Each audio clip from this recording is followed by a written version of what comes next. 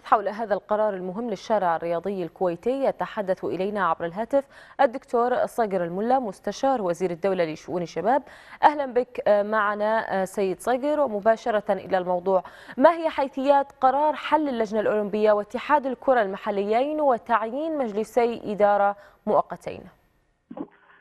اولا مساك الله بالخير اختي بسمه، مساك عليك وعلى الاخوه المشاهدين ومشكورين على الاستضافه. بالنسبه لقرار الحل اليوم، قرار الحل يستند الى العديد من التجاوزات الماليه وهي مخالفات ماليه بشكل ادق، حتى اكون انا موجود فيها بوضوح اكثر.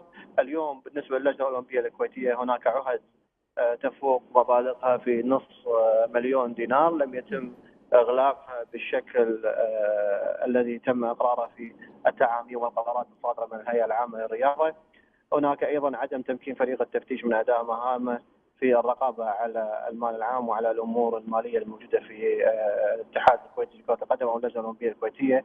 هناك الامتناع عن الرد على مخاطبات الهيئه. هناك عدم تنفيذ احكام القضاء. اليوم كان هناك حكم قضائي بتمكين او باجبار اللجنه الاولمبيه الكويتيه لاصدار كتاب يعترف بنادي الرمايه كممثل وحيد للرياضه الكويتيه خارجيه ومعاملته كاتحاد رياضي، ولم يتم تنفيذ هذا الحكم بالرغم من ان هناك كتب انذارات عديده تم توجيهها له في الفترات السابقه. نعم. بالنسبه للاتحاد الكويتي لكره القدم ايضا هناك عدم تسويه واقفال عهد ماليه بمبالغ تفوق نصف مليون دينار، عدم تمكين لجنه التفتيش ايضا من اداء عملها، الامتناع عن الرد على مخاطبات تستفسر فيها الهيئه عن حسابات الاتحاد، وايضا هناك مخالفات ماليه تتعلق بميزانيه الاتحاد عن السنه الماليه وهي المنتهيه ب 31/3/2016، ومنها كان هناك تم ملاحظه هناك ديون على الاتحاد الكويتي لكره القدم بمبالغ تفوق المليونين دينار، بالرغم من ان النظام الاساسي حدد في موارد الهيئه الرياضيه وهو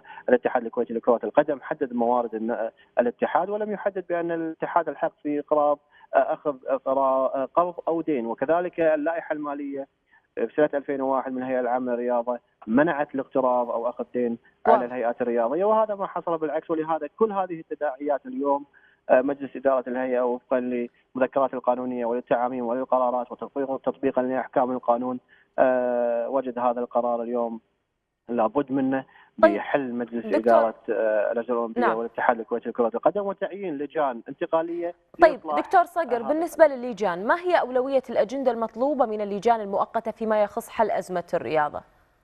اليوم رقم واحد هي اصلاح اللجان، هدفها الاساسي والاول هي اصلاح المخالفات الموجوده حاليا. الهدف الثاني وهو جمع البيت الكويتي مره اخرى وتصليح الاوضاع. رقم ثلاثه اليوم راح يكون مهمتها هي الدعوه لانتخابات جديده لاحضار مجلس اداره جديد وفقا لرغبه الجمعيه العموميه، وهذا راح يكون طبعا بعد انتهاء مهمتها اللي موجوده في القرار. فاليوم كل شيء متعلق في اللجنه الانتقاليه ذكرنا. طيب دكتور صقر، هل تتوقعون تصعيدا من الخارج ضد قرارات اليوم، وكيف ستتعاملون معها ان حدثت؟